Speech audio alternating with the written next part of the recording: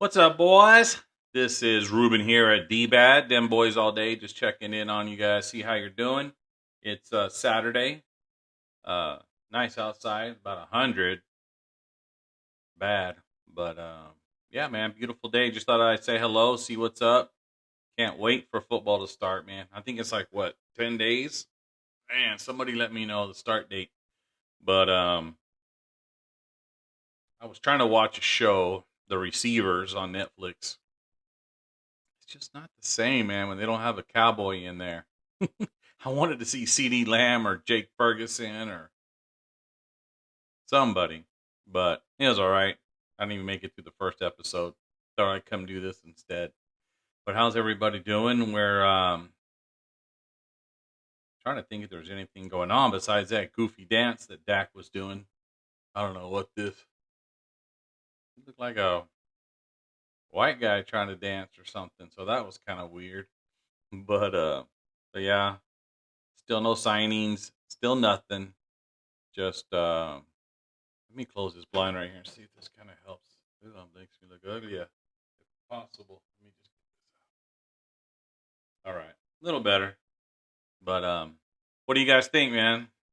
We got to sign somebody, right? But I guess we're probably going to have to sign our own guys first. We're going to have to either sign Dak or CD. You know, CD's the one putting the pressure on management by not showing up. Dak is all like, I don't care, bro. I'll play. Let's go. Let's throw a ball. You know, that's the way it should be. They make enough money to where they should show up. That shows are even more serious. I know it's a dangerous sport.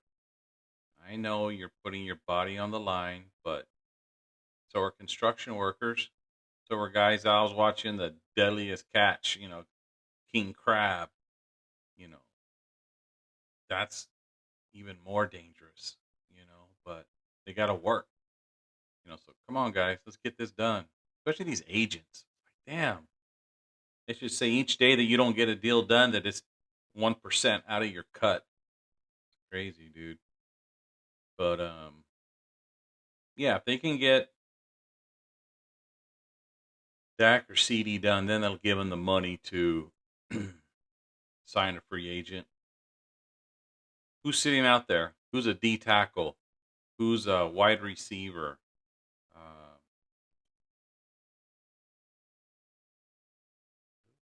One of my sons is home, but you know, I don't know what's out there.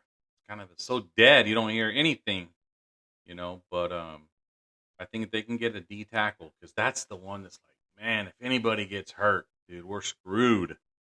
We have to get some depth. We have to get some people in there to fill the void because Mozzie's still recouping after surgery. How can you get stronger? How can you build your chest, your arms, get your strength back in your upper body that you need to go against these offensive linemen if you can't even work out because your shoulder got cut in two? He's getting his weight back, but is it all flab because he's not working out? How far along is he? You don't hear any of these things, from the coaching staff. I wish you would give us an update. Stop playing these mind games with the competition. Just tell us how it is. Overshown looks good. I was looking at some videos of Trayvon Diggs. He looks badass. He looks like he's ready to roll. I think it's just going to be up here now. Is he ready to roll up there in the head where, it's not going to get hurt? You know, Overshown, Stevens, a tight end. Also Terrence Steele. Let's hope, man. 1 year after coming back from his surgery, let's hope that he's ready. Protect that right side. Then you got Zach Martin. Then you're going to have a better center than what we had last year. We had Biadish, and I think these other guys are going to be a lot stronger. They were just running right through the line anyway. So how much worse can it get? Maybe we can get some push and we can get a run game going. We can keep that pocket open so that Dak Prescott's not having to run and, worry about him getting injured, and then you got Tyler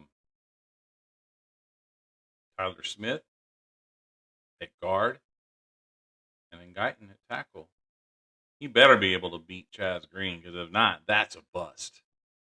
You know, but I think we're going to be just as good or better on that line. I'm not worried. And then with the receivers, yeah, we didn't get anybody else. CD will be there sooner or later, but this is the second year in this offense, and I really think that they're going to do just as good. They're not going to have that 6-game slow start at the beginning of the year like they did last year. They're going to maybe a game, maybe a game or two, but they're going to be rocking and rolling. Ferguson's going to be kicking ass. You know that Peyton Hendershot, the other guys that they got from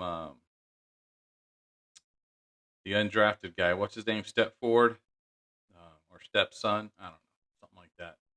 Dude, they're gonna be rolling, man.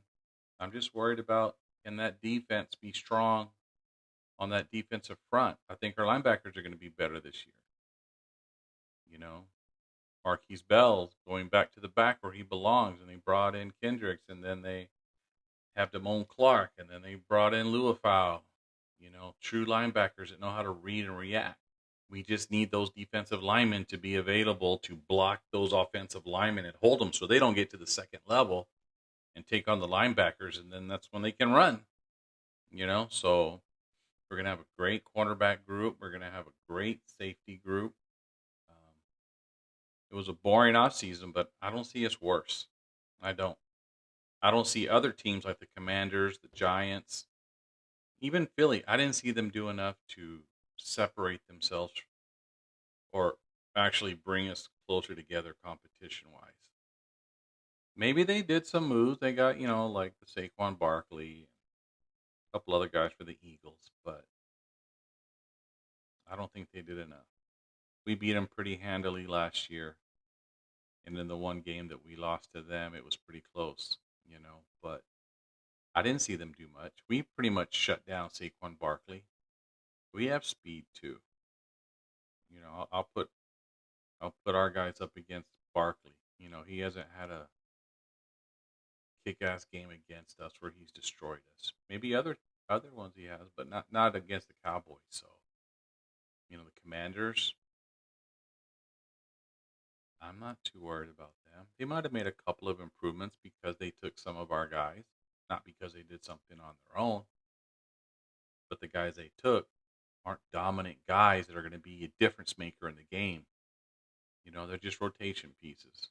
So if they want to pretend that they're difference makers, go ahead, put them there. But I think our guys that we got are just as good. It's just that D tackle. That's the only one that I'm worried about. On the ends, we got Law getting towards the end of his career, but have you seen him slow down? No. He still intimidates those guys on offense. He still stops the run. He's not slowing down from what I can see. I think if he goes out, it's going to be because on his own terms. You know what I mean? He's ready to retire. But then you got Parsons on the other side. You got Sam Williams, which hopefully he's not a out of control guy that doesn't know how to control his emotions, that knows when to pull up and not hit the quarterback, the kicker. The guy we drafted. What was it? Who was the guy we drafted? Big dude. McNeil or Nealand or something like that. Big dude. That's a defensive end with some power. So you're gonna have him, and then if they're smart, they'll do something like D-Law on one side, Nealand on the other side, and then put Parsons in there to split the guys, because I think they're gonna have to double Nealand after a while, and they're gonna have to make a decision on who they want to double. So let's hope that that's where Mike Zimmer comes in and his experience comes in and makes a difference. Dan Quinn would do the same thing over and over again. All he would do is like, oh, maybe it'll work this play. Oh, maybe it'll work. No, it doesn't. You got to have a game plan. You got to know that. And that's part of being down on the field, talking to the guys. He was up there at the top like, oh, I can see everything. Yeah, but nobody knows what you're thinking. You can only talk to one guy at a time on the headset. If you're on the sideline, you can bring the whole group of guys together. You can bring the whole secondary together in one huddle while your offense is out on the field. Talk talk game plan, motivate them. He didn't do that. And I think Zimmer's going to be one of those guys that's like in their face, be there through the good and the bad, and make a difference. Make adjustments during a quarter, during a half, at halftime, in the fourth quarter. We never did that. They would run over us in the first quarter, and they did it through the fourth quarter. But let me know what you guys think. Where do we need to get stronger? D-tackle. Where are we the strongest?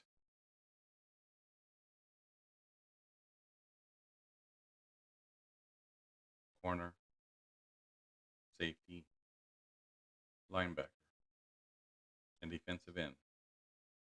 So to me, it looks like the defense is still in better shape than the offense. Let's hope that offensive line gels, comes together. Tight ends, somebody else besides Ferguson steps up. Running back room steps up. That all goes with that offensive line. If they can push and make some holes for the guy, then we'll be able to run. But if not, it don't matter who you have back there. You're not going to be able to do it. But thanks for watching, guys. Please subscribe. Shoot me some ideas of what you want to talk about during this off season. Man, I'm so excited even for the preseason. Used to not care, but now I'm like, let's go. But this is what against the Rams, because we practice against them while we're in Oxnard, and then we play them in our first exhibition game. So, all right, guys, them boys all day. D-Bad, please subscribe, please follow, send me some questions, share, and y'all have a great night. All right, time for a nice cold one, baby, with that cowboy logo going full speed. Whoa, I'm messy there, but hey, cheers. Have a good night.